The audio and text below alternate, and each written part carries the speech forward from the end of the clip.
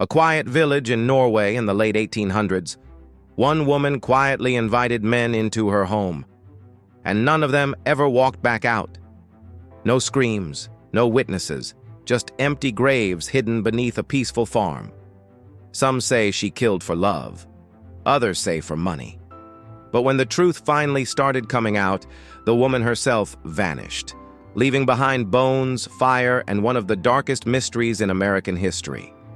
I'm bringing you this case on criminal women, where I examine the complex psychology behind female perpetrators. If cases like this interest you, subscribe now, because I publish 2 new cases every week. On November 11th, 1859, a girl named Brynhild Paulsdatter Sturseth was born in Selbu, Norway. She was the youngest of 8 children. Life was not easy. Everyone worked, even children. From a young age, Brynhild learned how to endure pain, hunger, and silence. People later said she was quiet, strong, not someone who showed emotions easily. When she grew older, something inside her changed. She wanted more, a better life, money, control. So in 1881, she did what many Europeans were doing at the time. She left everything behind and boarded a ship to America. A new name, a new life. America was loud, busy, and full of hope. Brynhild went to Chicago, changed her name to Belle, and started working as a domestic helper. She also worked around meat shops and butcher stalls, places where she learned how bodies are cut, cleaned, and handled. At the time, no one thought much of it. They should have. People who worked with Belle later described her as unusually strong, physically and mentally. She could lift heavy objects without help, and she didn't panic easily. Pain didn't scare her. In Chicago, life was rough. Death was common. Animals were slaughtered daily. Blood, knives, and silence were normal. For Belle, this wasn't shocking. It was education. She learned how to stay calm around death, how to clean up messes, how to make things disappear. At the time, no one connected these skills to anything dark. But years later, investigators would look back and realize Belle was preparing long before anyone knew her name. Marriage number 1. In 1884, Belle married a man named Mads Sorensen. On the surface, they looked like a normal couple. They opened a small store together. Then suddenly, the store burned down. Insurance money paid for everything. Soon after, 2 of their children died. Doctors said it was illness. Acute colitis, they claimed. No investigation. And no suspicion. Then something strange happened. Mads Sorensen died, suddenly, on the exact day when 2 life insurance policies overlapped. Belle collected both payouts. No autopsy, no questions. People whispered, but Belle cried. She looked heartbroken, and back then, a grieving widow was rarely questioned. The pattern repeats. Belle moved to Porte, Indiana, and bought a large farm, a peaceful place, quiet, isolated. In 1902, she married again, this time to Belle Gunness. 1 week later, Peter's baby daughter died while under Belle's care. A few months later, Peter himself was dead. Belle said a meat grinder fell on his head. The coroner didn't believe it. He said it looked like murder. But Belle cried. Witnesses defended her. And again, insurance money was paid. 2 husbands, multiple dead children. Still, no arrest. By now, the people around Belle had started noticing patterns, even if they didn't say them out loud. Death followed her. Insurance money followed death. But Belle knew exactly how to play her role. She dressed modestly. She cried softly. She spoke gently about God and fate. At a time when women were seen as fragile and harmless, Belle used that belief as armor. Authorities trusted her words over evidence. And every time she walked away free, Belle learned something important. She could get away with it, and she could do it again. The lonely heart's trap. Now alone again, Belle did something clever and terrifying.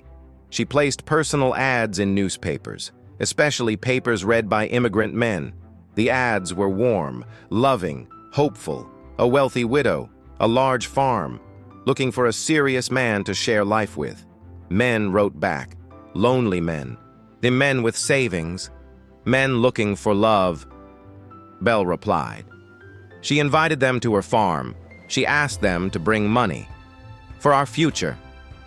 They arrived, and then they disappeared. Neighbors noticed something strange. Men came to the farm, but no one ever saw them leave.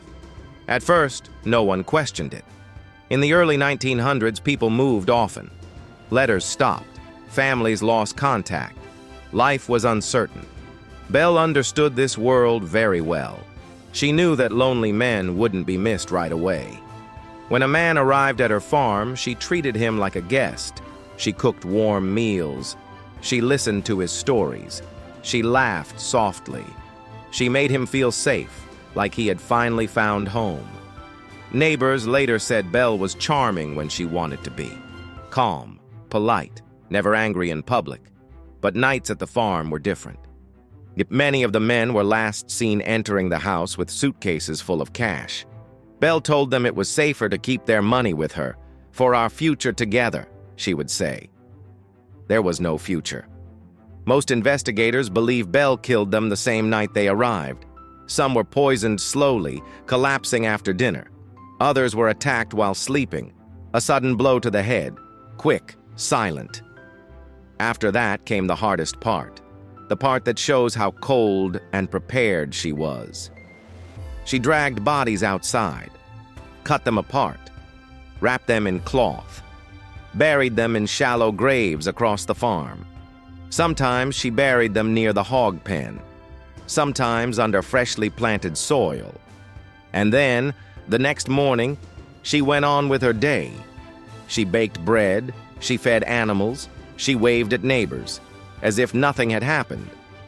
At the farm that whispered secrets. People in Porte began to feel uneasy. The farm felt wrong. Workers came and left quickly. Some said Belle scared them. Others said she spoke about death too casually. One worker disappeared completely. Another worker, Ray Lamphere, stayed. He was obsessed with Belle, jealous, angry, loyal. Their relationship was complicated. Some believed Belle used him. Others believed he feared her. But Ray knew things. He saw strange holes being dug. He smelled something terrible in the soil. He asked questions. Belle began to worry. Cracks in the perfect plan.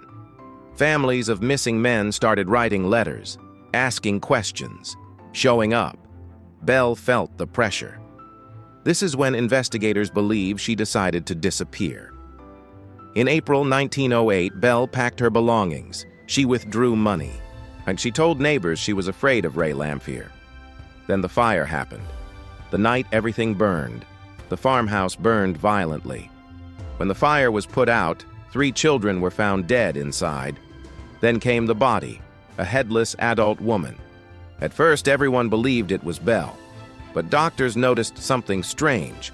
The body was smaller, lighter. Belle was known to be a large, powerful woman. This body did not match. That's when the truth began to surface. Digging up horror. As investigators searched the land, they uncovered graves. One, then another, then another. Bones wrapped in cloth, skulls, teeth, remains of men who had vanished without a trace. The peaceful farm became a crime scene. Crowds gathered outside the property. Reporters arrived. Families searched the dirt with their bare hands, in hoping and fearing to find answers. Some remains were so damaged they could never be identified. A name lost forever, a life erased completely. The deeper investigators dug, the worse it became. This wasn't a crime of passion. It was organized, repeated, planned. Belle hadn't just killed people. Despite decades of investigation, no verified death record for Belle Gunness has ever been found beyond 1908. Her official date of death remains unconfirmed, making her disappearance one of the most disturbing mysteries in criminal history. People claim to see Belle in other states, under other names. In 1931, A woman named Esther Carlson was arrested for poisoning a man. Some believe she was Belle. Nothing was proven. In 2008, DNA tests were attempted on the remains from the fire. The samples were too damaged. No answers. Now, final question. Officially, Belle Gunness is linked to at least 14 confirmed murders. Unofficially, historians believe the number could be 40, 50, maybe more. She may be the deadliest female serial killer in American history. And yet, no grave, no confirmed death, no ending. Just a woman who invited men inside and then disappeared forever. The world believed Belle Gunness had died in a fire. But belief is not proof, and proof never came. So the question still hangs in the air. Did she die in that fire, or did she walk away free? Was Belle Gunness a monster hiding behind a gentle smile, or the smartest killer America never caught? If this story made you pause, think, or question what people are capable of, let me know your thoughts below. Share this with someone who loves true crime. And if you want more stories like this, you know what to do. Stick around and join the channel. In the next video, we will discover a new criminal case concerning a woman, so subscribe so you don't miss it.